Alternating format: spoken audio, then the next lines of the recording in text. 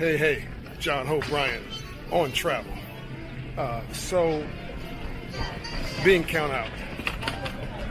Being counted out. I'm sure you felt this way. I'm sure you have had a moment or time where you felt invisible. I wrote a book about the invisible class called The Memo. Now a bestseller, by the way. Everything I did, pretty much, I was counted out. From a young child, from a young man. I don't want you to feel bad because you're counted out. I don't want you to feel inadequate because you're counted out. I don't want you to feel like you can't succeed because somebody counted you out. Because typically the person counting you out is not successful themselves, okay? Typically the person counting you out, let me put it another way, hurt people, and only miserable, lonely, depressed, unsuccessful people spend a lot of time trying to hurt somebody else. Successful people spend all their time being successful, working on their dreams, and really also the really successful ones trying to lift somebody else up. And it took me a long time to get and to understand that the people that whose opinions I was concerned with didn't really matter. I'll repeat that. The people who I was most concerned with for so long, their opinions actually didn't really matter. It only had value because I gave it value. What would happen? How could you reclaim your energy if you stop allowing people for whom you have no interest of actually being like to dominate your worldview? How much time and attention can you reclaim just by doing you? The world's going to count you out. First, they will ignore you. Then they will criticize you. Then if you keep going, they'll try to copy you. And if you keep at it long enough, then you win. First, they will ignore you. Then they'll try to copy you. No, first they'll ignore you, then they'll criticize you. Then they'll try to copy you if you're at it long enough and you start to succeed. And if you stay at it and you don't get distracted, then you win. I cannot tell you how many times I've been told an idea was stupid, it would never work. Hope Banking Centers, John, is stupid, it will never work. Hope Financial Centers, John, it was stupid, it will never work. Hope Inside location, inside a bank branch, what? That'll never work. We're at 40 banks now. Hope Inside the workplace, that's what we're doing now. Oh, really? I don't think so. We're in a dozen Fortune 500 companies by contract right now, some of which I have not yet announced. Stay tuned. What else? The Promise Homes Company. What? You can't do that. We're the largest entity of its kind in the country, owning homes by a minority in America. And you know, I can't think of anything that Hope Global Forum. I can't. No, what do you mean the largest meeting for the empowerment of the poor in the world? You can't do that. Who do you think you are? Renaming the Freedmen's Bank building, renaming the U.S. Treasury Annex building in Washington, D.C., the White House. This was really bold and audacious. Into the Freedmen's Bank building. Now, I was told you absolutely could not do that. That absolutely would not work. Who do you think you are?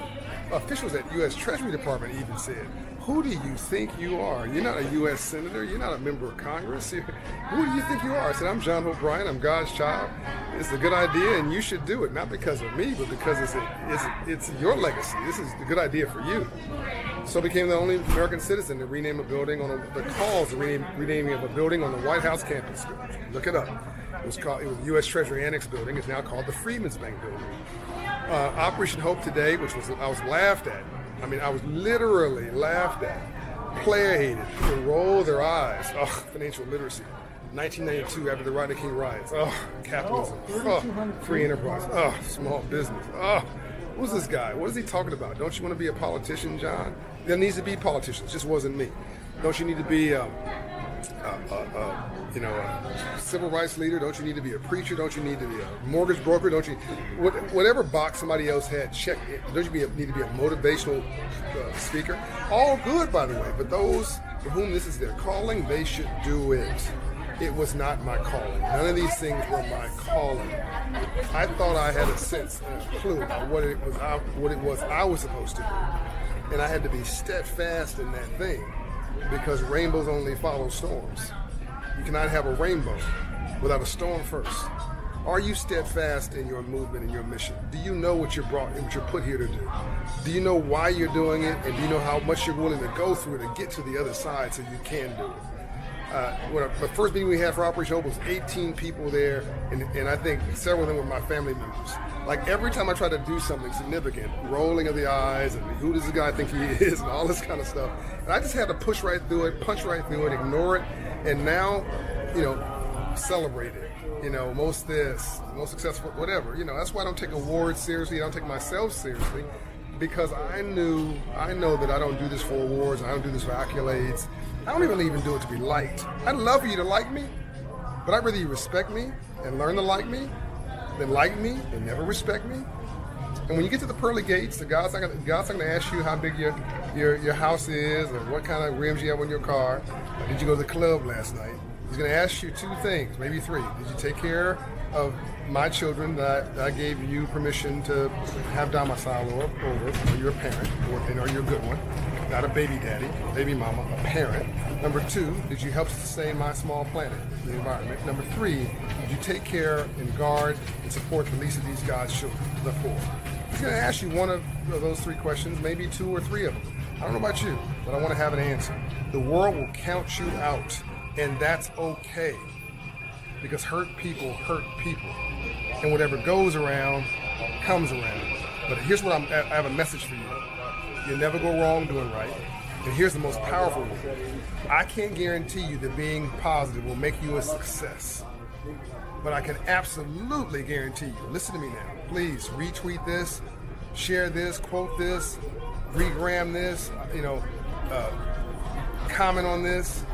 I can't guarantee you that being positive will make you a success. Here it is. I can absolutely guarantee you, I'll put my net worth on it, that being negative in your life will make you a failure. John Hope Bryant.